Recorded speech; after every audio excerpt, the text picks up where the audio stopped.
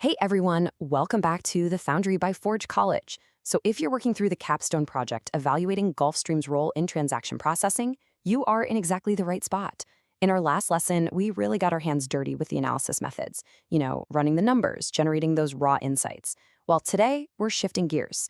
Think of this explainer as your official step-by-step assembly manual. We're going to take all those raw analytical ingredients and actually build a finalized, tightly structured, and completely defensible case study draft. Let's get into it. Okay, let's dive right into our engineering schematic. Today we're covering 1. Blueprinting the case study, 2. Defining acceptance criteria, 3. Assembling your draft, 4. Tracing evidence to claims, 5. The verification checkpoint, and 6. Wrapping up. Section 1. Blueprinting the case study, from raw materials to a working engine. Right now, your data samples and anomaly charts are, well, they're basically just scattered parts on a garage floor. Drafting is that crucial phase where we transition from purely analyzing data to actively synthesizing it. To build a functioning engine, we need 4 specific outputs. First, we have to synthesize our data into a clear narrative. Second, we must document our assumptions clearly. Third, we need to communicate our exact uncertainty bounds. And finally, we have to formulate completely data-driven recommendations. Think of these 4 outputs as the pistons of your engine. Honestly, if you miss even one of these, your entire argument is going to fall apart the second it hits peer review. Now, as you assemble these pieces, I want you to keep this central research question permanently pinned to your mental bulletin board. How do we connect transaction evidence to Gulfstream behavior? Actually, every single chart, data excerpt, and paragraph in your draft has to serve this exact query. If you've got a beautifully rendered chart but it doesn't answer this specific question, it doesn't belong in the draft, period.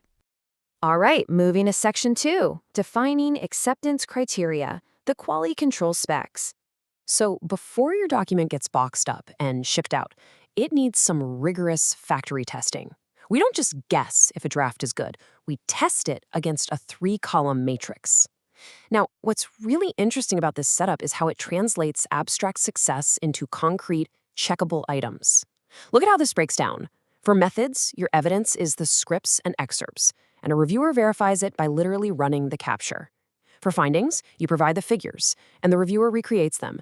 Limitations are explicitly cross-checked, and for recommendations, you cite specific figures, and the reviewer verifies that support.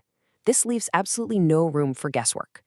Section 3. Assembling your draft. Step-by-step construction. Time to roll up your sleeves. Keep that acceptance matrix we just looked at handy as a running checklist as we go through these sequential assembly steps. Step 1 is locking down your methods by citing your exact scripts. Step 2 involves pulling in your data excerpts, just representative JSON or CSV snippets. Step 3 is analysis and figures, which is where you actually interpret your visual data. And Step 4 is crafting recommendations that are tied directly to that data. Building this is literally like building a car. If you skip a step here, it's like leaving a gear out of the transmission. You're just not going to get very far down the road. And here's a golden rule during assembly. Always include exact file names, commit hashes, and capture parameters. In the industry, we call this methodological traceability. But honestly, that's really just a fancy academic way of saying, please leave a proper paper trail so the next engineer who reads your work doesn't accidentally blow up the factory trying to recreate it. Section 4. Tracing evidence to claims, building defensible arguments. Okay, this is arguably the single most critical part of the entire assembly process, explicitly linking your transaction data to your claims about Gulfstream without overstepping. And to do that, you need provenance. Provenance is the exact, verifiable origin of a data figure. We're talking the specific script, the exact notebook cell, and the precise data subset used to generate it. Every single chart in your draft needs a provenance caption. Your reviewer should never, ever have to guess where a number came from. And this brilliantly illustrates the difference between amateur and professional analysis. Look at the left side. Gulfstream definitely caused this massive spike. We like to call this the trust me bro method of data science. It's sloppy and frankly, it's indefensible. Now look at the right side. There is a positive correlation between this forwarding flag and lower latency. See the difference? That is a good, conservative, rigorously supported claim. You always want to opt for the right side, distinguish between correlation and causation. This conservative approach brings us to a really beautiful concept called analytic humility. It simply means framing your observed patterns with explicit limitations and alternative explanations. You see, when you admit what your data doesn't show, you instantly boost the credibility of what it does show. Cultivating this exact kind of rigorous, honest analysis is a core focus across all the learning programs we offer at Forge College, because it is the absolute hallmark of an elite developer.